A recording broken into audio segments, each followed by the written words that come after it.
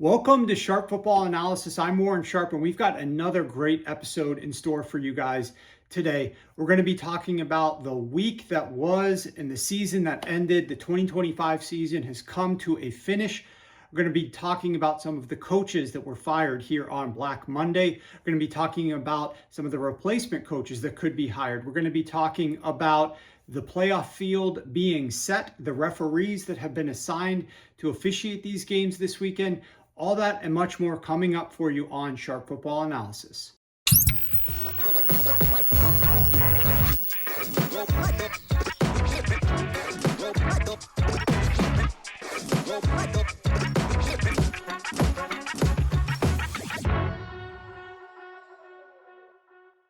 All right, guys, I hope that you've had an outstanding Week 18 and an outstanding season in general. I know we did over here on the things that I've been sharing with you on this podcast and what I've shared with my subscribers this year. It's sad to see it go. It's sad to be, to know that I won't be sitting in this theater here behind me anymore this season, having to try to keep up with 8 or 9 games on at once on the TV that's over my shoulder here. Got another one on that wall over there, plus the projection screen, and trying to figure out where all the action is. Although stressful, it is a lot of fun watching all of these games simultaneously and just feeling the energy that it brings to the table. Now it's just one game on at a time all the way through the Super Bowl with these NFL playoffs. That being said, a little quick tip for you. If you're watching games and there's only one game on at a time, and you do have the luxury of having multiple screens on in your house, put the one game on your primary screen real time, and then on your secondary screen, delay it about 3 seconds. You'll get an instant replay of all of the action throughout the course of the entire game. So you don't necessarily have to wait to see, could that have been a holding? Did that guy jump off sides? How close was that catch? Any of those things, you'll be able to see it in real time. You won't be at the whim of the TV producers who are giving you replay. So one little quick tip on playoff viewing, but it's been a fun season. Let's talk about the playoff field. I've got the list here. These referees were just announced within the last hour. So first up on deck, Saturday afternoon, we've got the Rams at the Panthers, and I'm going to be breaking down these games for you in detail on the standard Friday show with Rich and Joe and Ryan, and we're going to be breaking down all the details about the refs and betting angles and props and things of that nature. It's just Monday, so we're just going to be talking about the games themselves right now. But the first game up is a rematch from earlier this year where the Rams are playing in Carolina. They're 10-point favorites, 10.5 at some spots in Carolina on Saturday afternoon, the 4:30 Eastern time kick. This is a Fox game, and Clete Blakeman is going to be the ref for that one. The nightcap is going to be the Packers at the Bears. Obviously, these two teams meet twice a year, every year, NFC North rivals. That game is going to be at 8:15 on Prime. I guess that means we're going to have to endure Al Michaels again with Kirk Herbstreit on this game. The ref is Adrian Hill. If you know anything about Adrian Hill, you know that he is a terrible combination with Al Michaels. This is going to be a snoozer of a officiating crew along with Al Michaels. That combination is going to be terrible. That's just my prediction right now on Monday afternoon. Sunday, the games start off at 1 p.m. Eastern. CBS has the Buffalo Bills traveling to Jacksonville to take on the Jaguars. The Bills right now are laying a point to a 1.5 in Jacksonville. That ref is going to be Brad Allen. Then the afternoon game, the San Francisco 49ers travel to the East Coast to take on the Philadelphia Eagles. San Francisco obviously has 1 day of extra rest, having played on Saturday night last week. But the Philadelphia Eagles rested a lot of their key players in their game against Washington for Week 18, whereas the San Francisco 49ers were fighting for the first round bye. Obviously dejecting, losing the first round bye, having to get geared up to go and take on a Philadelphia Eagles team. That game is Sunday afternoon. The ref for that one is Alan Eck. Then Sunday night football. Big game for the AFC. This game is going to be on NBC and Peacock, if you have that, but why not? Why would you not just watch it on NBC? Ron Torbert is going to be officiating. The LA Chargers taking on the New England Patriots. A fun game to see Drake May make his playoff debut here against Justin Herbert. 8:15 on Sunday night. And then we turn around Monday night and we rewatch the Pittsburgh Steelers, who won that winner go home game against the Baltimore Ravens. This game is going to be reffed by Craig Rolstad. The Houston Texans right now are laying 3.5 points in Pittsburgh, taking on the Steelers. That game is on ESPN, ABC, etc. on Monday night. Teams with the first round bye who earned them. Seattle Seahawks, already mentioned that they beat the San Francisco 49ers last Saturday. They're at home resting while all these other teams are battling.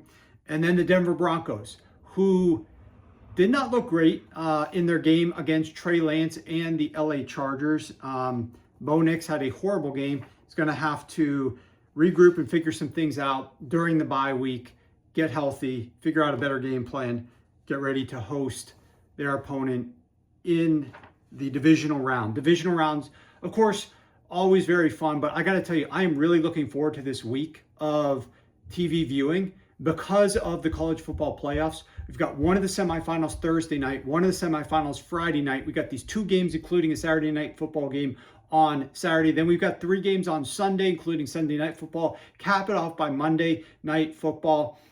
If you're living on the East Coast, just better adjust your schedule now. Don't complain when you're tired. If you're trying to get up early, just plan ahead, adjust your schedule. You're going to be staying up a little bit late to watch these games. You've got great night games that you're not going to want to miss. Or what is that? 5 straight nights in a row. So just get used to it. So I don't have to adjust my schedule. I'm used to not sleeping this time of year. Why would you when we've got such great action on TV? Okay, so like I said, we'll be dropping our favorite props, our best bets, all of these things for these games coming up later this week right here on this channel. So make sure that you're subscribed over on YouTube or your favorite podcast app. That being said, I want to discuss a little bit some of the coaches that have been fired, why, whether I agree or disagree, and then discuss some other candidates. So the Tennessee Titans earlier this year already fired Brian Callahan. We knew that. They were one of the worst teams in the NFL. He finished with a 4-19 record in Tennessee. Agreed with that firing. You saw the team sort of get a little bit of more momentum after he left the building. He started off this year 1-5, and Tennessee Titans looking for a new head coach, which, by the way, Mike Vrabel seems to be doing pretty well in New England. I have no idea why Tennessee decided to fire Mike Vrabel in the first place. New York Giants, obviously, they fired Brian Daboll earlier on this season. We'll discuss Brian Daboll a little bit later, so I'll hold my thoughts on discussing Brian Daboll.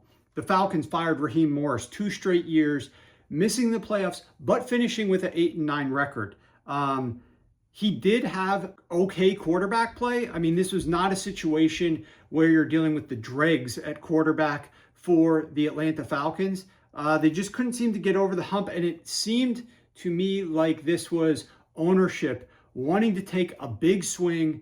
Both the GM and the head coach were fired. They saw some candidates out there that they could be interested in. They want to get Matt Ryan into the building and do some things, and they really want to try to just overhaul, and they didn't want to keep dragging their feet in doing that, so they made a big move. We'll see if it paid off, if it pays off. I'm relatively indifferent on this one. Jonathan Gannon fired as the Arizona Cardinals head coach. He was 15-36 over 3 years there. Last year, they were 3-14, never finished better than third in the NFC West. But that's hard to do. I mean, the NFC West is loaded with really good teams. You got the Rams, you got the Seahawks, you got the 49ers. Where are all those teams in the postseason together yet again? It's a loaded division. It's a horrible division to be coaching in if you want to try to have some success. But I will tell you this. Kyler Murray did Jonathan Gannon no favors. Kyler Murray, I would not want him as my starting quarterback if I'm trying to retain a head coaching job. There's a lot of frustration, I'm sure, inside the building with some of the deficiencies or drawbacks of Kyler Murray as a quarterback in this league. And that definitely didn't help Jonathan Gannon's case at all in trying to win games. That said, I mean, the guy is just, maybe you call it cool as a cucumber, I don't know, but you pan to him on the sideline, his team is getting absolutely destroyed, and he's just sitting there staring at the field.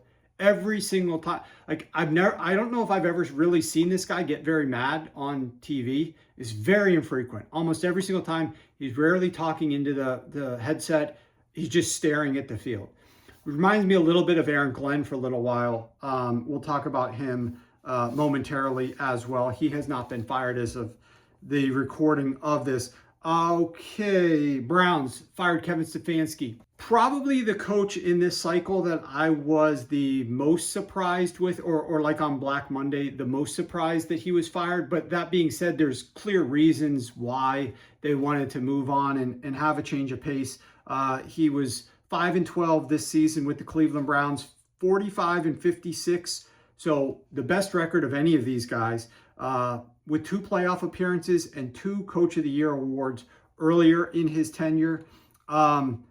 Look, the biggest knock on Stefanski, at least from me, is you saw Baker Mayfield leave and do some better things. And so why couldn't Kevin Stefanski get a little bit more out of Baker Mayfield when he was in Cleveland?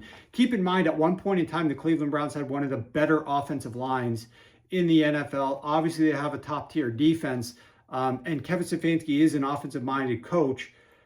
I felt like Baker Mayfield thriving in Tampa for a little while was a little bit of a knock on Kevin Stefanski's ability to find anything there. They've obviously struggled at the quarterback position since that point in time, haven't had success, but look at who they've been working with.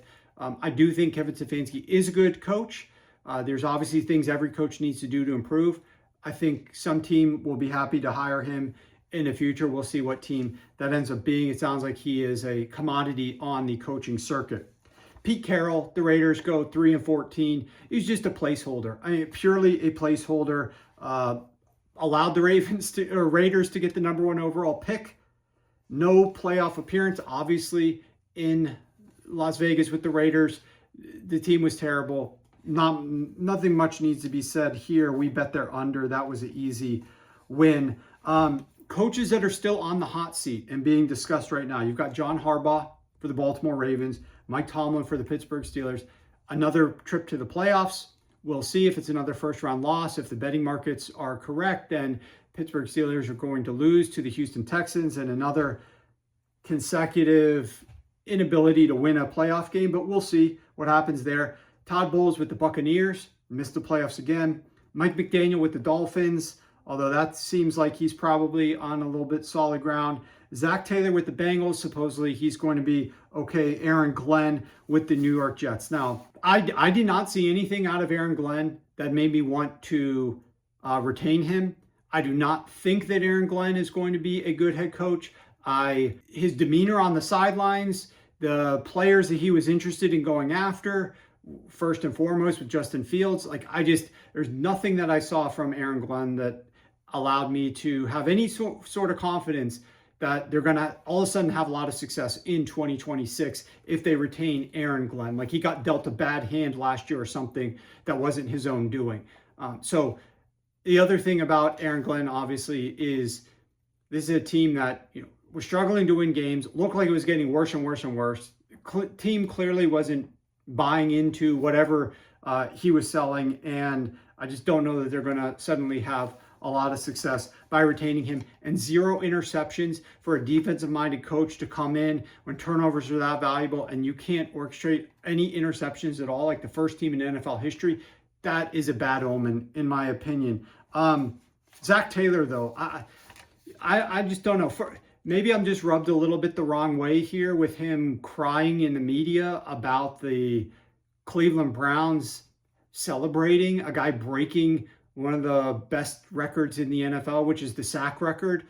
Of course you should pause for a second and celebrate that. He made some comment about this is our life and death buddy, you're losing a game that you were favored to win by 7.5 points. That means absolutely nothing. You're not going to the playoffs. There's nothing life or death about this game for anybody. Nobody is life or death for this game. Acting as if this team screwed up your chances to win the AFC Championship game and prevented you from going to the Super Bowl because in a completely meaningless game, they stopped the game for a minute to reward a guy who just broke one of the most recognizable records in the NFL, the sack record. I thought that was pretty weak. But Zach Taylor is 43 wins and 33 losses with Joe Burrow as his quarterback. but 9-30 without Joe Burrow as his quarterback. That's 0.231 win percentage and or win rate. You look at some of these other guys that are on the list, like Mike Tomlin for the Steelers or John Harbaugh for the Ravens, and Mike Tomlin is a little bit of a different story. John Harbaugh for the Raiders, or for the Ravens rather, he's a coach who hasn't had Lamar Jackson at all times. Now, Lamar Jackson 100% saved Harbaugh's job once earlier in his tenure when Harbaugh was massively on the hot seat, and Lamar comes in, takes the NFL by storm to close out the 2018 season and into 2019. I firmly believe Lamar saved John Harbaugh's job at that point in time. That being said, Harbaugh over the last several years is 10 wins and 16 losses without Lamar Jackson as quarterback. They are able to figure out other ways to win games when Lamar isn't there at quarterback. We see what Mike Tomlin's able to do without an elite quarterback. I know they finally got Aaron Rodgers, but since Ben Roethlisberger left, this team has had all types of, I'll say, terrible quarterbacks cycling through and starting games for them. And all of those quarterbacks end up having winning records. And so Tomlin is able to win with not a premier quarterback. John Harbaugh is able to at least do okay without a premier quarterback. It's like if Joe Burrow goes down, Zach Taylor is done. There's no chance that they have to win. And that to me speaks to your ability to coach games. Obviously, sometimes you're going to be playing without your starting quarterback. No, you're probably not going to go win a Super Bowl after that. So we're not expecting that out of you, but I just don't know what Zach Taylor has done there to get all this job security. I really think this team is just Joe Burrow and Joe Burrow alone. And Joe Burrow is saving Zach Taylor's job, just like Lamar is saving John Harbaugh's job. Okay, let's talk briefly about one of the coaches I mentioned earlier that I wanted to touch on. That was Brian Daboll. I just want to mention this because I don't think a lot of people probably realize some things about Brian Daboll to close out his tenure in New York. In Daboll's last 5 games before he was fired as the New York Giants head coach, listen to the following teams that he had to go up against: the Philadelphia Eagles, the Denver Broncos, the Philadelphia Eagles again, the San Francisco 49ers, and the Chicago Bears. You know what all of those teams did?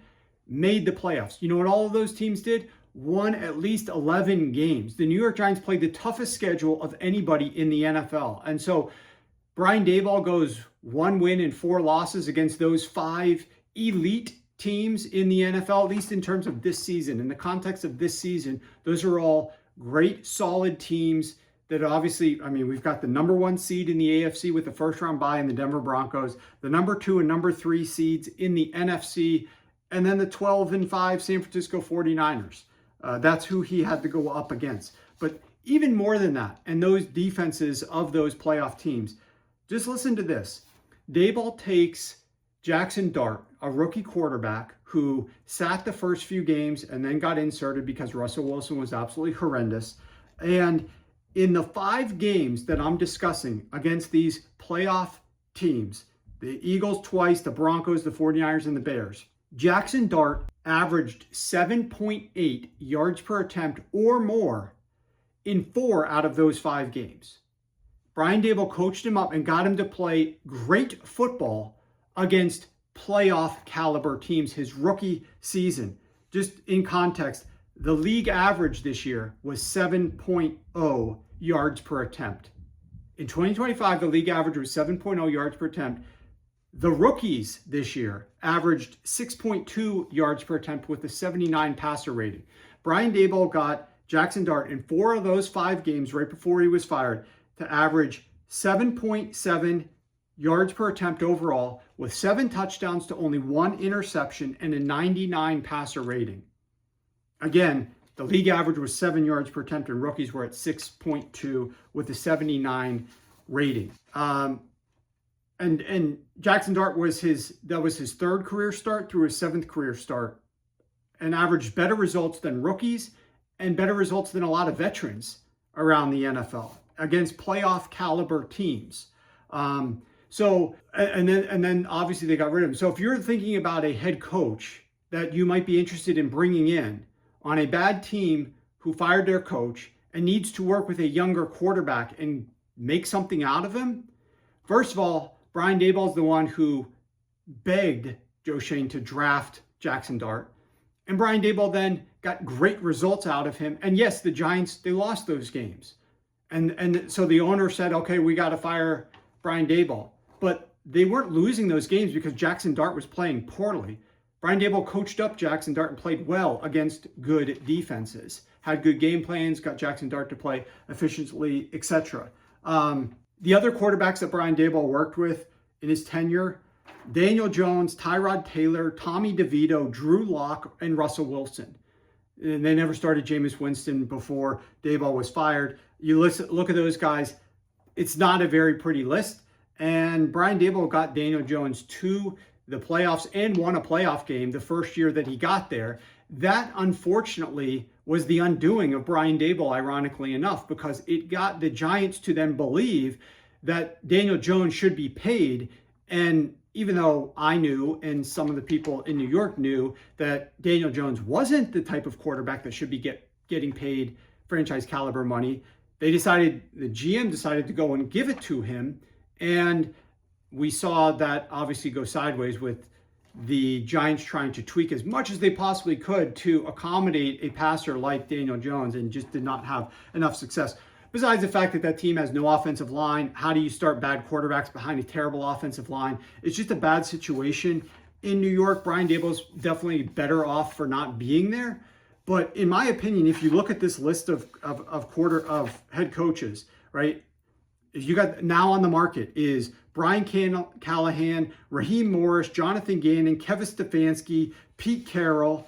I mean, Brian Daboll is above any of those guys. If I'm looking for a coach to come in and work with a young quarterback, Brian Daboll is head and shoulders above all of those guys. He would be the number one phone call that I would be looking to make. And I would rather have him than Aaron Glenn. I'd rather have him than Zach Taylor. I'd rather have him than Mike McDaniel probably in Miami. I'd rather have him than Todd Bowles in Tampa Bay. All these guys currently have jobs. So I just think he is a capable coach who will find footing once again being a coach, and hopefully he gets paired with a decent quarterback and a better situation where he can institute more of what he wants to institute. There are some things, I mean, Mara is the type of old school owner who wants things done the old school way in a lot of situations, and it does make things a little bit challenging from time to time. Okay, so we've covered some of the playoffs that we're looking forward to, and the refs and the teams. We've covered some of the coaches that are fired and where they're gonna end up to be determined. Some of the openings that now exist. I do want to put a ribbon on the 2025 season real quick, because there's always, like I said, it's like sort of a melancholy feeling, because I love playoff football. I love watching playoff football and betting on playoff football. But it's always sad to see like the thrill of the regular season go. Now, from a sleep perspective, from a work ethic perspective, I'm never that disappointed, because it is grueling, it is grinding, but it is always successful. And I do want to thank you guys first and foremost, tuning into the show, supporting us, helping this show and this channel grow a ton. We couldn't be happier with the results that we got in 2025. It was a great year for the show in terms of a viewership perspective. So massive thank you for all of your support there, your kind comments, and tuning in each week. Obviously, I hope it helps that we went 13-4 on our best bets this year, 76%, delivering those virtually every single week. We got more throughout the course of the postseason. We've hit 77% over the last 2 years of doing this show, which, I mean, that's uncanny, unheard of for a betting show, giving out 1 to 2 picks a week. Last year is pretty much 2 picks every week. This year we scaled it down to 1, and to be hitting at that rate, fully documented on these shows, a lot of fun, and it's a lot of stress as well, because I put a lot into it. I care about making sure that you guys are getting the very best picks and recommendations. Look, there's very little off season here, as you know, content creating, but also the work that I do behind the scenes for the NFL and people that I know in the space and the website, sharpfootballanalysis.com. We don't ever stop. We are actually at our peak in terms of off-season work around the NFL draft, creating tons of draft content and betting whatever props, although they seem to give us less and less each year. We start working on the book, though, in April, the 2025 football preview book that people buy, people love. I've been doing it for a number of years, over 500 pages this past year, and that helps us get ready.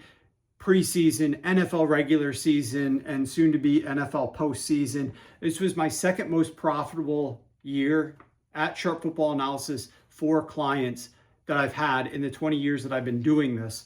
So that means a lot to me as well, because I work hard to try to give you guys the best results that I can. Overall, a $100 bettor this year won $12,318 following my recommendations in the NFL and college combined, which is phenomenal. We had 15 of 18 winning weeks. We went 9-0 in our largest 1.25 plus unit plays. We went 32-12 on our elevated props, 20-11 on my computer totals. That's 65%. Our futures, that's the book plays a big role in figuring out what I think is going to happen this season. Our final futures record for subscribers was 13-7 at 65%. And we capped it off with a great week 18 where we went 19-5 overall at 79%. And so I do want to mention one thing, like as a gift back to you guys. Obviously we recap everything. You can read our records on the website every single week. The records tab up on the website gets updated and is updated presently for the final 2025 results. I just want to put a bow on how we did and want to share that we are doing a discount of 50% off the NFL playoff package for you guys right now over at sharpfootballanalysis.com. Just go to sharp.football, click the link in the description at the top, and that'll get you to the playoff page, which you can use the 50% code that's automatically applied. So you'll already see the discount is just sitting there for you. For the people that follow us on this podcast, and we're in the midst of our hottest run of 5 weeks that we've ever had at the website. Since December 1st onward, we are absolutely really on track, seeing the NFL and college bowls and college playoffs really well. So great time to get on board, 50% off discount. Go to sharp.football for that. So with that being said, thank you guys once again for making the 2025 season a lot of fun. I hope that we've made it fun for you, educational for you, and more than anything, profitable for you if you've been following along with not just my best bets on the show, but also Rich's props that he's been sharing. I believe he's up like 15 or 16 positions on the year. I want to say he's like 38-20, 36-20 on the props that we gave you on the show each week, where he gave you 3 or so props. So we'll find the exact records and share them on the Friday show, but tune in to that in just a few short days. We got playoff football. That being said, we got college football playoffs starting Thursday, Friday, NFL playoffs Saturday, Sunday, Monday. Great time of year, best time of year to be a fan of watching key games that really matter. Week 18, a lot of teams that didn't really care quite as much. A lot of unexciting football mixed in there. Certainly not the night game. Steelers-Ravens, one of the best. I was talking to some of my guys earlier. I think it is the best game to conclude the regular season I've ever seen. I went back and looked at all of the games as I was getting ready to handicap this game, because we bet the first half under and won. I was looking at all the games, the final game of the year, Sunday Night Football, the final Sunday Night Football game of the year, whether it was week 17, back before they moved to 18-week seasons, or week 18. Most of these games were duds, either blowouts in one side direction or lower scoring duds. I went all the way back to 2010. This was probably the best game. It was close throughout, and then it got really, very high scoring and very high entertainment value late in the game. So outstanding way to end the 2025 regular season. We can only hope, now that we've got better quarterbacks and better teams, the playoffs are even better. The playoffs are certainly going to be competitive. Don't have Patrick Mahomes in the playoffs this year. A lot of new opportunities for some players like Josh Allen to go on a run with his arch nemesis not being there in the postseason. You don't have Joe Burrow, you don't have Patrick Mahomes. Josh Allen, can you get it done? I'm not even talking about winning the Super Bowl. Can you get it done in Jacksonville this week? It's going to be a lot of fun watching these games this weekend. Tune in Friday. We will see you soon.